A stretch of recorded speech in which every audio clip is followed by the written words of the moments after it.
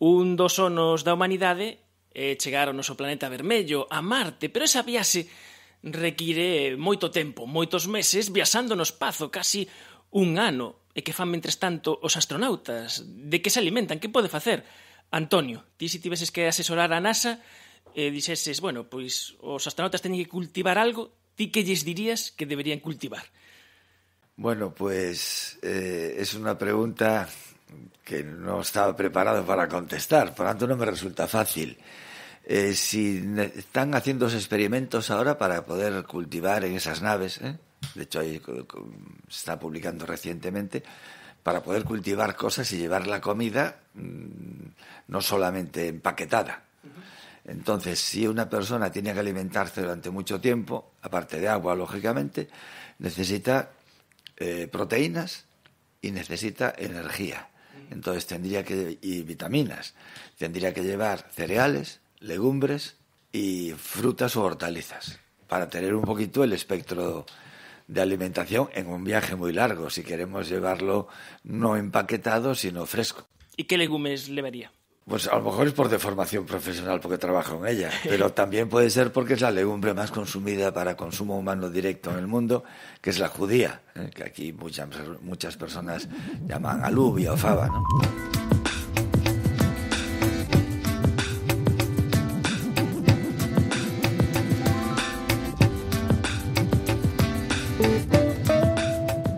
Pro tempo da conversa trouxemos os nosos micros á Misión Biolóxica de Galicia, porque hoxe imos conversar esta tarde con Antonio Derrón, que é profesor de investigación do CSIC na Misión Biolóxica de Galicia.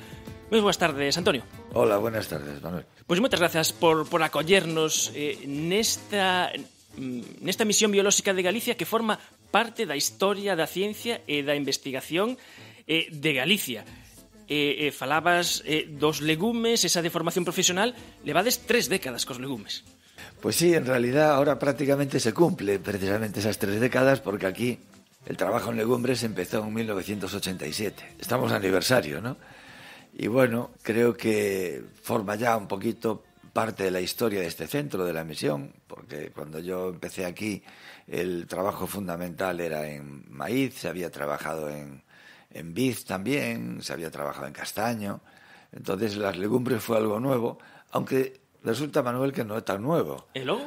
Pues porque hace poco, con la bibliotecaria que estaba buscando documentación de archivo, encontró que nada menos que durante la Guerra Mundial, en el año 1941 o 42, se recibieron aquí semillas del altramuz, que es una legumbre, y se recibieron unas bacterias del suelo que hacen simbiosis con las legumbres, que se llaman rizobios, que ahora seguimos trabajando en eso otra vez, ya en 1941. Pero lo sorprendente es que ese material venía de Alemania, que estaba en guerra.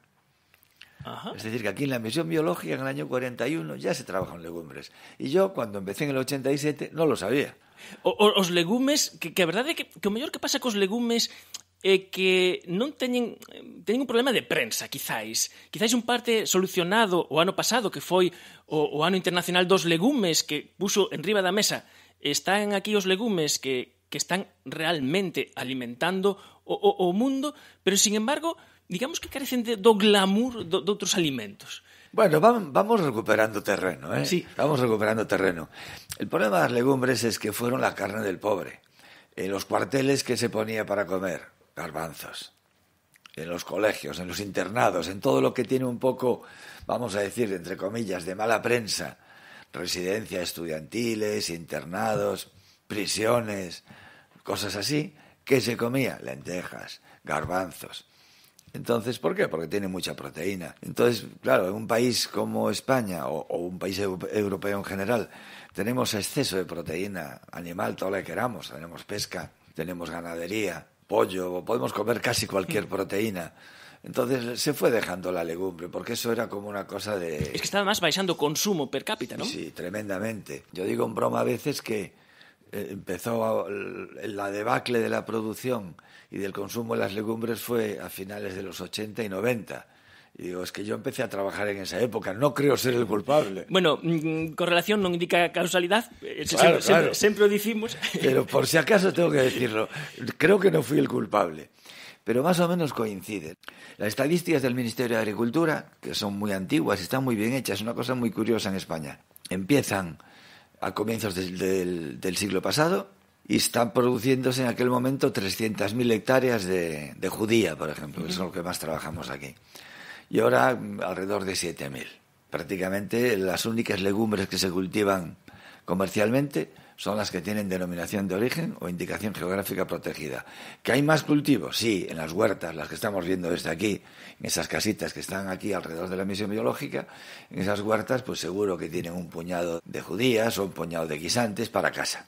Pero la única prácticamente producción comercial que hay es indicación geográfica o denominación de origen. Fuera de eso... Falábamos desto da zona dos legumes, incluso hai unha lenda negra de Pitágoras que di que morreu por non querer atravesar un campo de fabas. Bueno, eso sí, porque resulta que a las fabas, pero no estés pensando en la judía, Claro, sino aquí en hai el unha cosa haba. importante. Claro, el haba, que es otra especie botánica, voy a decir así la palabrota, se llama vicia faba. Y lo que llamamos aquí feixón o fava es otra especie, la judía que vino de América, que es Phaseolus vulgaris. Que a culpa da confusión a ten Cristóbal Colón? No, tampoco le echaría. Yo no tuve con él mucho trato, como te comprenderás. Pero te voy a explicar la culpa de la confusión. Aquí en Galicia, por ejemplo, se cultivaba vicia fava, el haba. Despois te enseño las semillas para que Logo veas. imos ver, porque imos dar un paseo por aquí. Eu teño moitas ganas de ver un pouco o campo que tedes por aquí e os edificios, que tamén son singulares. Sí, además el día ayuda, ¿no? Sí. Pues te estaba comentando que Colón trajo unas semillas que llamó habas blancas, según cuentan, porque se parecían a las habas que se consumen aquí en España, sobre todo en Andalucía, pero que no son blancas, son oscuras. Y le llamó la atención, dice, parecen habas, pero son blancas. Y luego llegaron las judías a España y tienen mucho colorido, mucha diversidad, son más atractivas, mejor calidad también. Y entonces hay que suponer que las personas que consumían habas empezaron a consumir las nuevas. ¿Y cómo les llamaron? Si le llamaban habas o habas, lo mismo. Pero pasó también con las alubias. Las alubias es un nombre árabe, alubia, lógicamente. Ahora que apenas se cultiva en España, en Portugal un poco más. Las habían traído los árabes y es otra especie que latina que se llama Vigna unguiculata.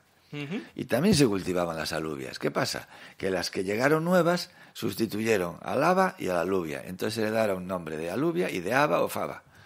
Pero le pasó lo mismo al maíz, que aquí se llama millo, porque se cultivaba mijo Efectivamente, claro. Mijo o millo.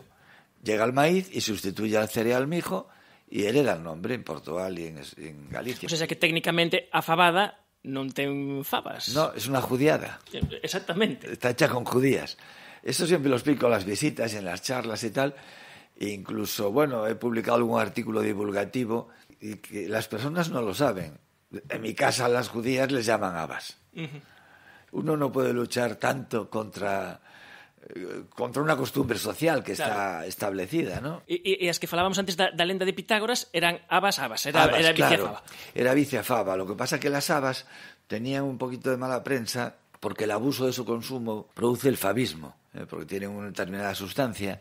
Entonces, cuando se consumía demasiado, igual que otros legumbres, pues se producía bocio y problemas de la vista, etcétera. Entonces, tenían mala fama porque su consumo excesivo podía producir enfermedades. Entonces, dice, no paso por aquí porque no se sabía bioquímica entonces, ni fisiología. Me puedo contagiar de la enfermedad si estoy en proximidad de las habas, ¿no?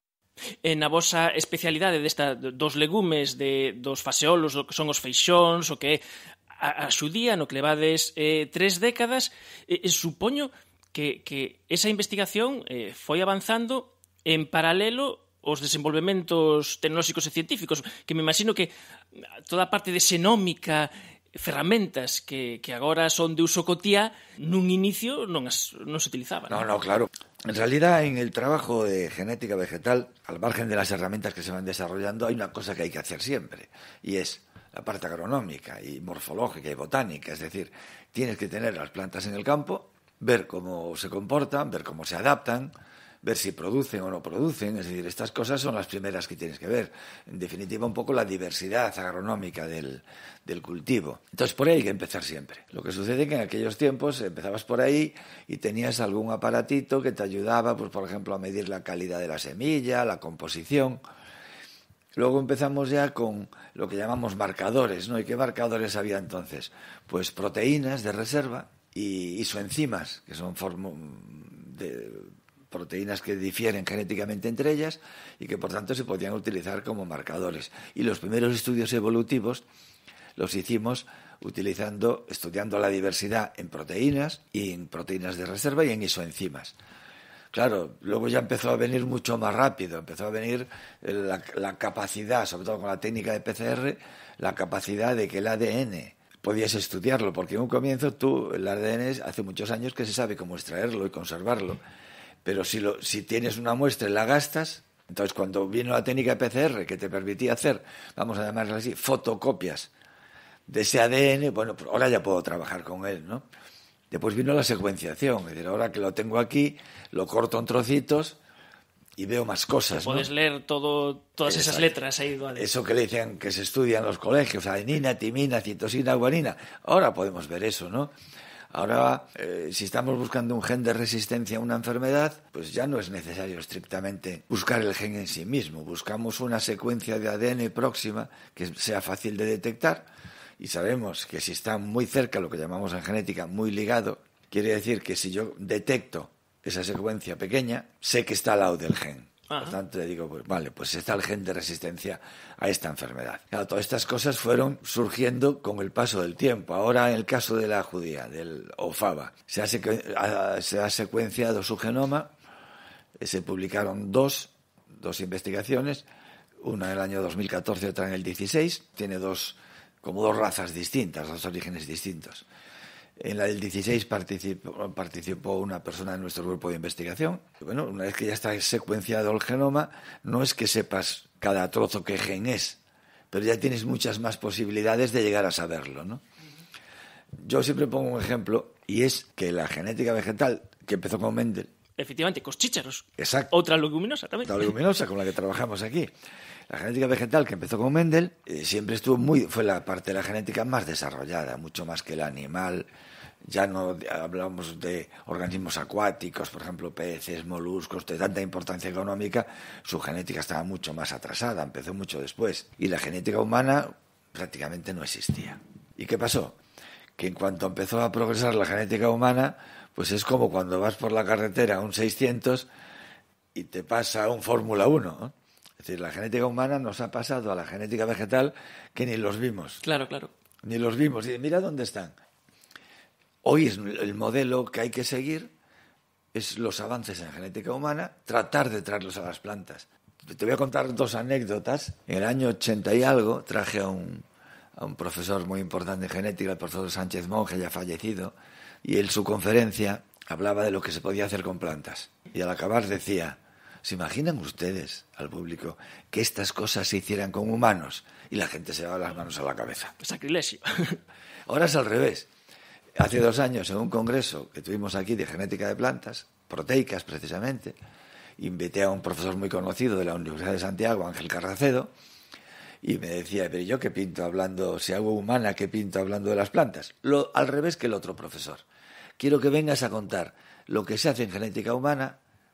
Ojalá se pudiera hacer en plantas. Claro. Así que se han invertido totalmente los papeles en 30 años. Porque o que teñen precisamente, ademais, interesante para a xenética estas plantas, é que teñen unha gran variabilidade e que se teñen adaptado moi ben a diferentes zonas, porque dicías que tiñan dúas orixes, unha sobre México e outra sobre Argentina, seica, aí os faseolos, pero que logo aquí, cando chegan a España, se volven a misturar, se volven a crear novas variedades, ese tratamento, esa mellora tradicional que é a cegas e que requiere moitos anos, vos agora coas técnicas e xenéticas o podes facer máis dirixida e moitísimo menos tempo, claro. Claro, efectivamente. Todo este tipo de procesos lo que hacen es acortar. Por ejemplo, vas más rápido a un objetivo porque tienes unas herramientas que si estás buscando un gen de adaptación, un gen que hacen compañeros aquí del grupo de investigación, de genética del desarrollo floral, genética del desarrollo del fruto, que es muy importante para la producción. Ahora, tienes unos atajos mucho más grandes, ¿no? Lo cual no quita que al final, como te decía hace un rato... Tienes que plantar. Tienes que poner a planta del campo e ver que pasa. Porque a mellor se tocas, supoño que pode pasar, non? Que a mellor se tocas uns melloras, queres reforzar unha proteína ou algo, ou mellor estás trastocando outra cousa, ou outro valor engadido, non? Como mellor que pasou cos tomates, que agora se sabe que os tomates perderon sabor, porque a mellora que se iba facendo era unha mellora na que estaba centrada na conservación, no aspecto, pero que eso, como ti decías, ti moves un xen, vai outro ligado e te estás cargando outro que produces menos azúcares, menos sabor, entonces a veces parece que non se pode ter todo. No, claro, en el caso del tomate has puesto el ejemplo claramente.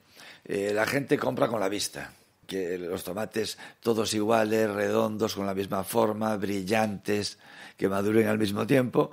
Claro, al final, pues a lo mejor has hecho selección para unos caracteres y no has podido hacer para otros, o al seleccionar por unos caracteres pierdes otros genes, y efectivamente es el problema del sabor. Pero es que ahora los tomates están haciendo selección para forma, que tenga forma más cúbica en vez de redondeada. Para empaquetar. Ese es un ejemplo clásico, ¿no? Y claro, ahora nosotros, ¿qué está pasando con las judías? Pues que al estar prácticamente el consumo en manos de importaciones, todo viene importado, por aquí no se produce, y al haber tanta diversidad, ahora nos están viniendo pequeños empresarios, nuevos empresarios agrícolas. Con la crisis hay gente que ha vuelto al campo y que tiene una finca y la quiere poner en explotación. Restauradores, gente de cocina, nos piden variedades diferentes a lo que viene de importación y que es todo igual. Y entonces, como tenemos una colección tan grande, pues podemos estar dando satisfacción a demandas específicas. Bueno, pues yo quiero poner en el plato unas alubias que tengan color morado y verde. Bueno, pues lo tenemos. Hay momentos que ahora estamos haciendo la mejora orientada a usos especiales, porque el mercado, cierto mercado, mercados nicho, pero de valor añadido, están demandando cosas que las importaciones masivas no cubren. Vos tedes creado vosas propias variedades aquí, claro. Claro. Tenemos nuestras propias variedades, llevamos 30 años seleccionando, muchas veces con finalidades de estudio genético simplemente, porque lo nuestro al final no es tanto el desarrollo de variedades como un estudio de contribución a conocer la diversidad y la genética de las especies. Como resultado de eso también salen variedades, claro, y tenemos algunas registradas, otras que se van a registrar. Estamos trabajando mucho la fava de Lourenzá. A partir de este año la semilla de siembra se está haciendo aquí en la misión biológica. Unha cosa curiosa que vin da fava de Lourenzá é que ti hai uns anos fuches pregoeiro. Sí, efectivamente, sí. Que me parece unha cosa moi importante, que agora xa se empeza a ver pregoeiros, aparte de personalidades públicas, investigadores e científicos que fan ese papel, que quere dicir que a sociedade está empezando a ver tamén a vosa contribución ao benestar da xente, non? E ti, que traballas en Faseolus, que vayas aí a dar o pregón ahí, a Lourenzá, supoño que tiene que ser un orgullo, ¿no? Sí, la verdad es que fue una satisfacción. Yo estaba trabajando con ellos desde hacía bastantes años, y entonces, bueno, pues el alcalde, que además está muy metido en el mundo de las leguminosas, cuando yo fui presidente de la Asociación Española de Leguminosas, él era vocal. Entonces me invitaron a darle el pregón, y hace poco, que se celebraron los 20 años de la Festa da Fava, se publicó un libro que se llama Pregoando a Fava de Lourenzá, donde se recogen todos los pregones, y que tengo el libro por ahí. Fue una bonita experiencia, desde luego. E aproveitando que estamos aquí na Misión Biolóxica de Galicia, agora estamos no despacho do profesor Ron, podemos aproveitar para dar un paseo e nos contes algunha das cosas que hai por aquí, e facemos chegar coa potencia da radio, coa palabra, e facemos chegar a xente que nos está escoitando. Sí, yo creo que sí. ¿Por dónde empezamos? Pues, por ejemplo, te voy a enseñar nuestro tesoro.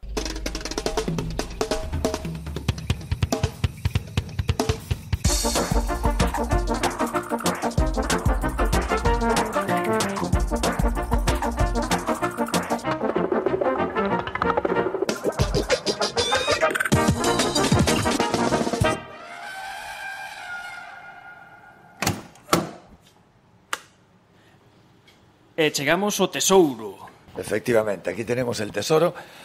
Tesouro, acabamos de abrir unha unha porta como se fose dun congelador destes industriais. Podemos pasar? Sí, claro. Vas a tener frío, pero aquí, bueno, agradecese. Estamos a 4 grados. A 4 grados. Estamos nun sitio bastante pequeno, un cuarto bastante pequeno, cheo de estanterías, todas moi ben postiñas, todas con bolsas de papel, pon un código numérico FA0114. Este é o vosso tesouro. Claro, este es el tesoro, por eso decía que veíamos un tesoro. Esta es la cámara del banco. Un banco tal cual. Exactamente. Esto es lo que se llama un banco de semillas, un banco de genes, porque las semillas lo que contienen son los genes de la futura planta que se va a desarrollar de ella, ¿no? Por tanto, se llaman bancos. Este es el banco donde tenemos las judías y pone PHA porque es el diminutivo que llamo, la abreviatura que le puse de Phaseolus, que es el nombre de la judía. Y están todas clasificadas como una biblioteca. ¿Cantas tedes? Algo, el último recuento creo que tenemos 2014. 2014. 2014 variedades distintas. Canto tempo poden estar? Non perden as propiedades? Ou... Vamos a ver, estimamos que lo máximo que las tenemos aquí, que es a medio plazo, a esta temperatura baja y humedad baja, estimamos 10 años de vida media de la semilla. Por encima de 10 años baja el poder germinativo. Entonces hay que llevarlas al campo, cultivarlas y obtener semilla nueva, renovarlas. Esos son os intereses, casi. Claro, efectivamente. Y aumentar semilla también, ¿no? Y aquí también tenemos, por ejemplo, materiales seleccionados, no solamente los que se conservan de diversidad, sino líneas puras, como hacía Mendel, que se han seleccionado para diversos estudios, ¿no?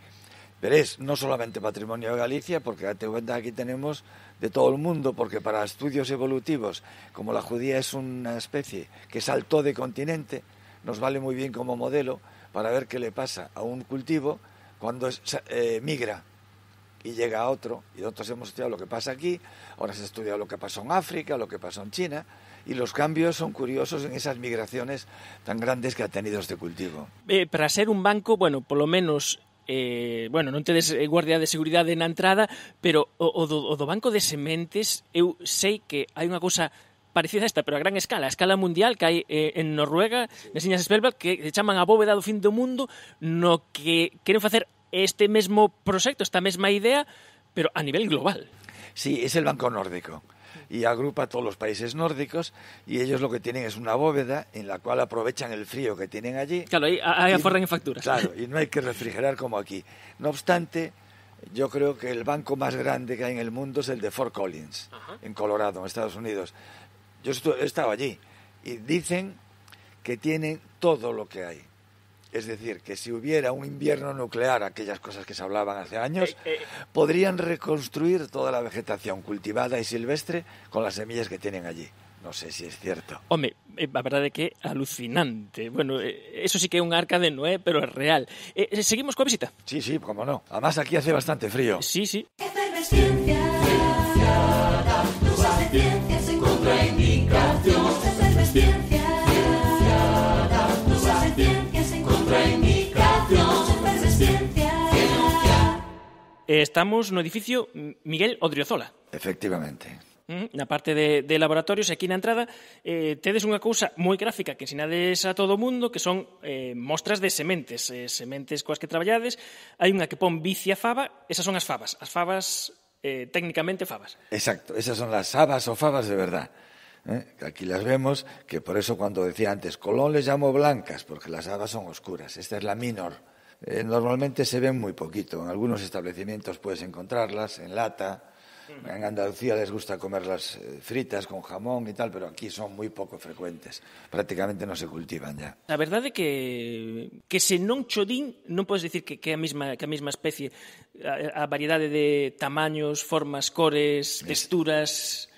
Fíjate, incluso hay, digamos, convergencias, porque esta es la que yo te dije, bueno, en esta plaquita que se llamaba alubia, la antigua alubia que trajeron los árabes. Y fíjate que el aspecto de la semilla es muy parecida a esta otra, que es una judía, que se llama hoyo de pita, porque tiene como la forma del ojito de gallina. Y son muy parecidas, y son dos especies distintas. Esta es una judía y esa es una alubia. Pero bueno, en este frasco tenemos también para las visitas toda la enorme variedad que hay. Piensa que en la zona andina los niños juegan con los granos de poroto, como llaman allí, juegan con los granitos como si fueran juguetes o bolas, como los niños que juegan con canicas de colores, juegan con granos de poroto que llaman allí, porque por los colores son muy atractivos, entonces los intercambian y los usan para jugar. Y se cree que esa fue una de las razones de una diversidad tan grande, ¿no? Que incluso se usaran como juguete, como ornamental. Que bo, que ese xoguete, pois, queres xoguetes novos, misturas e tes variedades. A faba, bueno, o que son todos as xudías, as fabas, teñen a fama esta da flatulencia. Todo, aí un pouco de coñecemento tamén vale, porque ti, segundo prepares, segundo poñas a remollo, segundo fagas a cocción, podes desactivar ese potencial efecto colateral. Claro, efectivamente, hay un problema de flatulencia provocada por unas sustancias glucídicas, como la estaquiosa, la rafinosa, etcétera, que dan esa flatulencia, esa mala digestión. Indudablemente, eso aumenta cuando le pones un acompañamiento más consistente. Por ejemplo, la fabada pues lleva chorizo, lleva morcilla, lleva jamón, lleva tocino. Mira, podemos ir andando ao seguinte sitio, claro. seguimos conversando, porque está ben. Si tú cocinas, por ejemplo, me gusta cocinar y lo hago a la jardinera con verduras, entonces baja mucho esa mala digestión o esa flatulencia, porque la carne tiene mucha grasa y lógicamente también influye en esa digestión.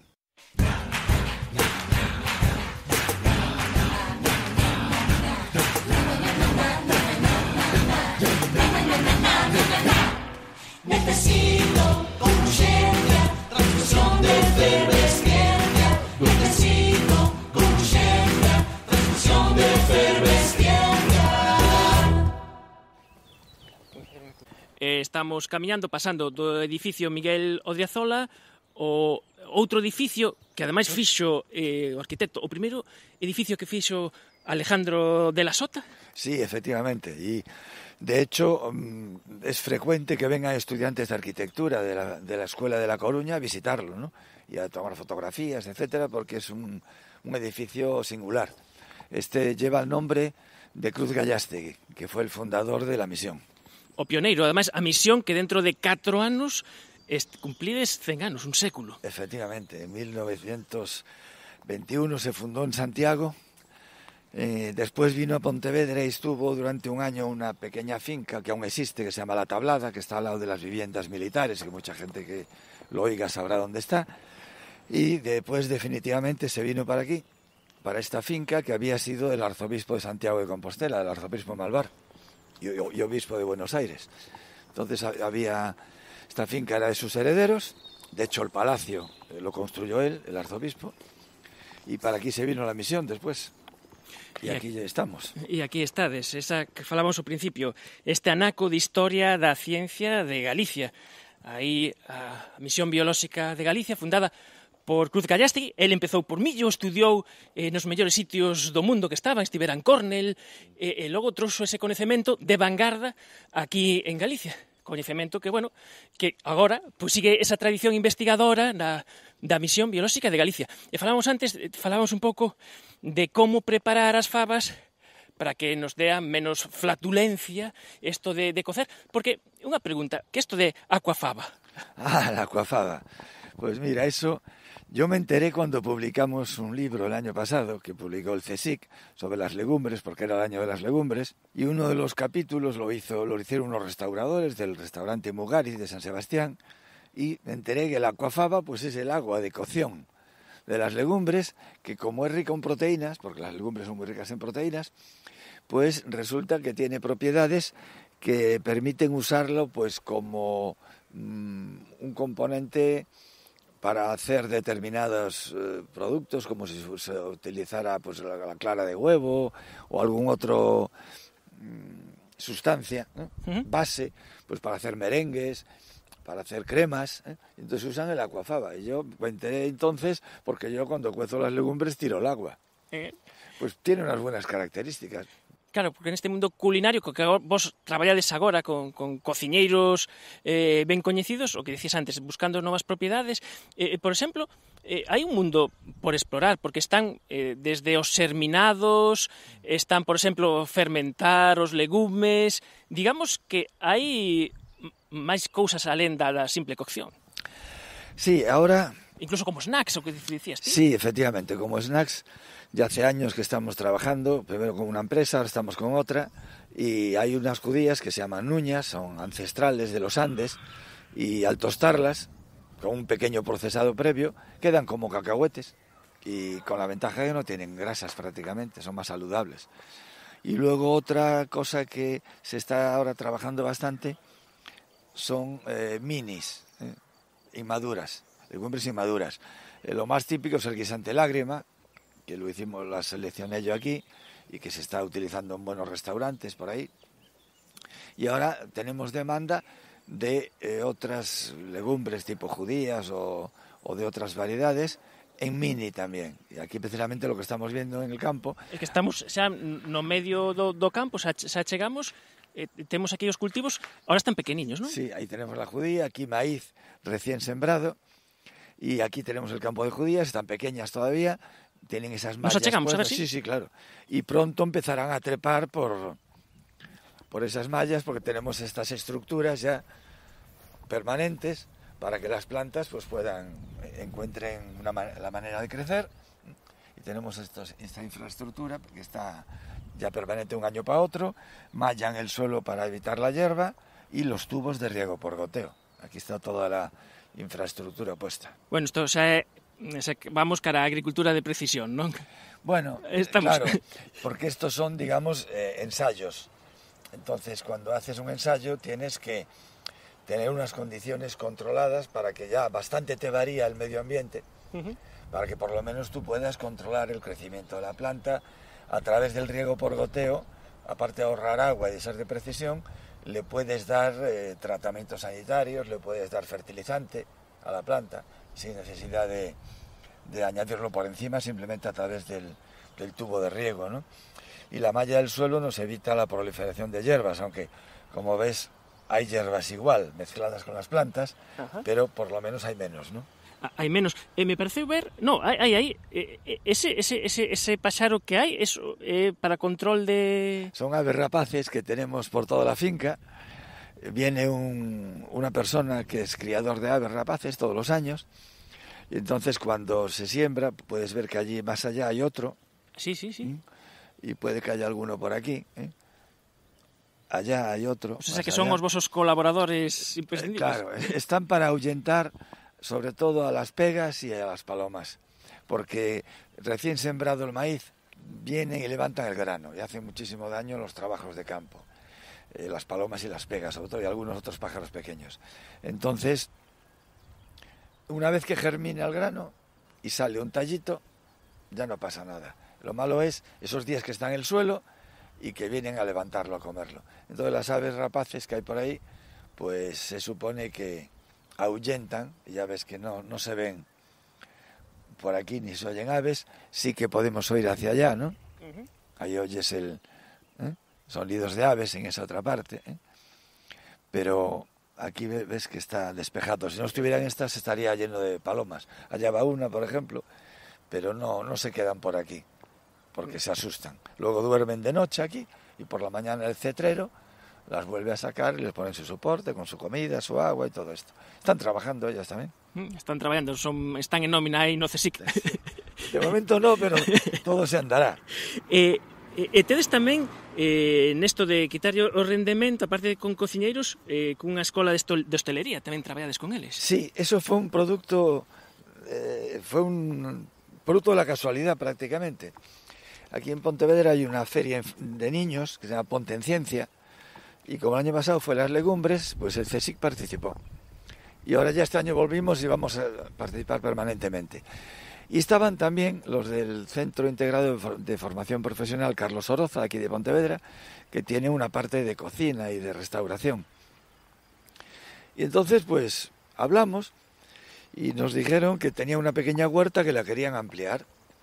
Y ya sobre la marcha les llevamos semillas, sembraron, y entonces ahora utilizan en cocina productos nuestros, coles, repollos, judías, guisantes, las alubias que vimos antes que no son judías. Entonces, bueno, pues están las que se tuestan también, están innovando un poco con ese tipo de productos. La idea del acuerdo es, nosotros les asesoramos en mantener el huerto y ellos nos informan acerca de las cualidades de nuestros productos para cocina. Nos estamos encaminando cara a Pazo, ¿no? No, vamos por la parte de atrás. Buscamos o Pazo. Sí, vamos por la parte de delante, E así porque vemos. por aí iríamos hacia el hórreo e a la parte vale, de atrás. Pues damos volta cara a Pazo. Digamos que as cosas que facedes, obviamente, pues tedes contacto co máis próximo, con esta escola de hostelería, pero tamén participades en proxectos que teñen que ver coa cooperación internacional. Sí, efectivamente. Hace ya años, por ejemplo, el primer y único proyecto que hubo europeo sobre judía lo coordiné yo en los años 90 y después no volvió a haber ninguno. Y ahora, concretamente, tenemos uno con Argentina, yo acabo de regresar de allá, para estudiar la diversidad en judía, que allí llaman poroto, y además para estudiar unas bacterias del suelo, que se llaman rizobios, que establecen simbiosis con las judías y con otras legumbres y que fijan nitrógeno del aire. Entonces, el proyecto de cooperación trata esos dos aspectos y en el mismo, además, está haciendo una tesis doctoral una persona de Argentina. Os legumes, a ventaxe que teñen é que en chans pobres en nitróxeno, por esta simbiose coas bacterias, pois son os únicos privilexiados que poden coller estas bacterias o nitróxeno do aire e convertilo en un nitróxeno asimilable. Exacto, en nitratos, y esto después pasa a la planta. A la planta le interesa que las bacterias del suelo la infecten en las raíces, se metan en las raíces, y les da de comer, porque esas bacterias van a suministrar nitratos al suelo y a la misma planta. Y además hay una importancia que va más allá.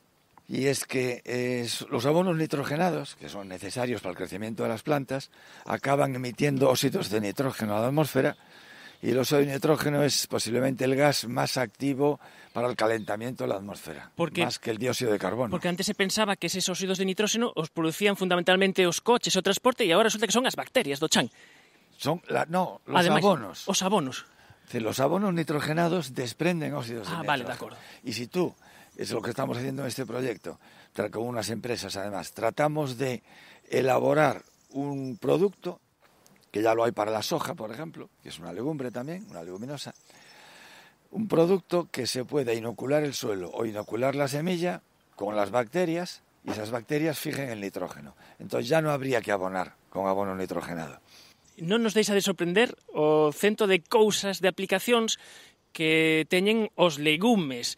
Un vegetal que, bueno, que agora está empezando a tirar para arriba, pero que tiña, como falamos ao principio, esa zona de irmán pobre, non? Pero estamos xa, bueno, rematando xa este tempo de visita á Misión Biolóxica de Galicia, e penso que acabamos así no sitio, o mellor, de máis tradición, que este Pazo do século XVIII, que forma parte da Misión Biolóxica, ¿no? Sí, aquí empezó todo. Lo construyó el arzobispo Malvar para su residencia, porque había nacido muy cerquita, fue obispo de Buenos Aires y arzobispo de Santiago de Compostela, y construyó esto. Y los herederos, en un momento determinado, la Diputación de Pontevedra, con apoyo también de otras diputaciones, adquirió la finca y el palacio, y bueno, estuvo aquí la Misión Biológica. Después quedó, cuando yo empecé, estaba abandonado, todavía había restos de los laboratorios y de libros dentro, y en el 2007 se rehabilitó, y ahora pues es un edificio de representación, porque ahí está la dirección, salones de actos y todo este tipo de cosas, y también hay algún laboratorio. Y bueno, pues efectivamente es nuestra sede, el edificio principal, y además pues con mucho orgullo lo llevamos, ¿no? Cuando dices, voy al Palacio, claro, aquí voy al Pazo. Ao Pazo, aquí a sede oficial. Y además, de verdad, porque hay otros edificios nobles hechos por aquí cerca, pero que a lo mejor son de hace poquito, ¿no? Este es del siglo XVIII. Pois desde o Pazo de Salcedo, na Misión Biolóxica de Galicia. Agora, afortunadamente nesta parte xa temos sombra, porque cando estábamos aí nos campos o sol batía forte. Tamén agradecimos pasar polo tesouro, por esa cámara refrigerada onde se gardan ese patrimonio xenético das leguminosas. Pois esta visita especial de efervesciencia á Misión Biolóxica de Galicia. Estivemos a conversar co profesor de investigación do CSIC, Antonio Derrón, que dirixe o grupo de Bioloxía de Agrosistemas, e coñecimos pois os leguminosos, falamos de xenética, falamos de cociña, falamos de historia da ciencia de Galicia. A verdade é que foi unha tarde ben interesante, Antonio. Muchas gracias, Manuel. Hasta outra. Hasta otra.